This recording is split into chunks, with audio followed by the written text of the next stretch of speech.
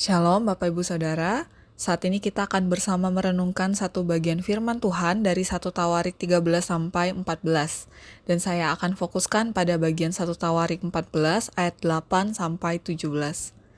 Saudara, pernah tidak kita merasa semakin lama kita melayani atau bekerja, semakin kita punya pola, pengalaman, dan kebiasaan? Tapi barangkali karena sudah biasa dan sering dilakukan, apakah kita juga jadi berhenti bertanya kepada Tuhan? Ya, kita jalan autopilot aja.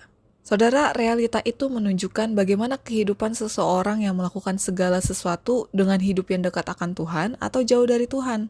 Kalau kita lihat 1 Tawarik ini, Daud itu diangkat jadi raja. Dan di saat itulah justru Filistin menyerang hingga 2 kali.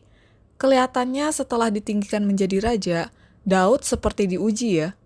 Tapi bagian ini kita bisa lihat apa yang dilakukan seorang yang dekat kepada Allah waktu menghadapi tantangan yang ada. Di ayat 10 dan 14 kita bisa lihat betapa konsistennya Daud yang terus memikirkan maunya Tuhan terlebih dahulu dan bertanya, inikah kehendak Tuhan? Kalau ya, ya dilakuin. Kalau tidak, ya jangan. Menariknya ya saudara, Daud itu sendiri bisa dikatakan seorang prajurit berpengalaman.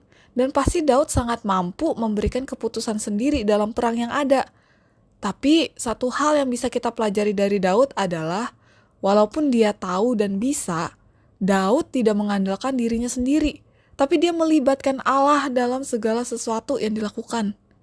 Dan ada satu highlight menarik lainnya dalam perang ini, yaitu Allah lah yang berperang bagi Daud dan Israel. Ayat 14-15 kita bisa lihat bagaimana Allah memberikan petunjuk dalam perang yang akan dilakukan Daud ini. Dan strategi pertempuran ini memperlihatkan kalau kemenangan yang dialami Daud dan Israel bukan karena hasil kebiasaan atau metode, melainkan karena pimpinan Allah yang berdaulat. Dan Daud menjadi alat Tuhan yang menyatakan Allah yang berdaulat itu. Nah, pertanyaannya untuk kita saat ini, apakah di dalam segala hal yang kita anggap biasa, masihkah kita mencari apa maunya Tuhan dan bergantung pada Tuhan? Atau mungkinkah kita masih lebih mengandalkan pengalaman lama dan metode kita?